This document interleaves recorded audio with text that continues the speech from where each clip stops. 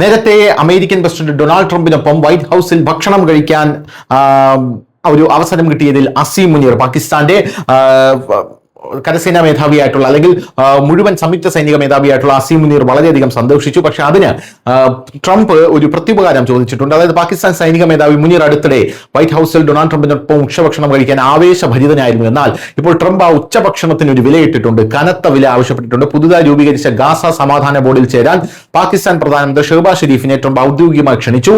ഈ ക്ഷണം പാകിസ്ഥാൻ ഒരു ബഹുമതിയല്ല, മറിച്ച് ഒരു നയതന്ത്ര കെണിയാണ് എന്നുള്ളതാണ് പ്രധാനപ്പെട്ട കാര്യം. കാരണം ഈ ഓഫർ സ്വീകരിക്കുന്നത് പാകിസ്ഥാന് ആത്മഹത്യാപരമാണെന്നുള്ളതുകൊണ്ടാണ്.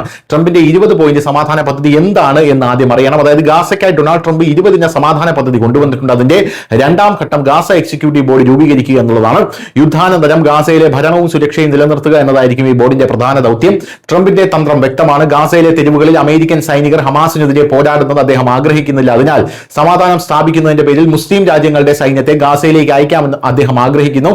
പാകിസ്ഥാൻ ഈ ബോർഡിൽ ചേർന്നാൽ എത്രയും വേഗം അല്ലെങ്കിൽ പെട്ടെന്ന് ഗാസയിലേക്ക് പാകിസ്ഥാന്റെ സൈന്യത്തെ ഹമാസിന് വേണ്ടി പോരാടുന്നതിലേക്ക് അയക്കേണ്ടി വരും. ഇത് വലിയ പ്രത്യാഘാതം പാകിസ്ഥാനുള്ളിൽ തന്നെ സൃഷ്ടിക്കുമെന്നുള്ളതാണ് പ്രധാനപ്പെട്ട കാര്യം. പാകിസ്ഥാൻ ഏറ്റവും വലിയ ഭയം തങ്ങളുടെ സൈന്യം ഗാസയിലേക്ക് പോയാൽ ഹമാസ്, ഇസ്ലാമിക് ജിഹാദ് പോലുള്ള സംഘടനകളെ നിരായുധീകരിക്കേണ്ടി വരും എന്നതിലാണ്. ഇസ്ലാമിന്റെ കാവൽക്കാർ എന്നവർ കരുതുന്ന തങ്ങളുടെ സൈന്യം ഗാസയിലേക്ക് പോയി പലസ്തീനികളെയോ ഹമാസ് പോരാളികളെയോ വെടിവെക്കുന്നത് പാകിസ്ഥാൻ പൊതുജനങ്ങൾ അംഗീകരിക്കുമോ എന്നുള്ള ചോദ്യത്തിന് ഒട്ടും അംഗീകരിക്കില്ല എന്ന് തന്നെയാണ് മറുപടി.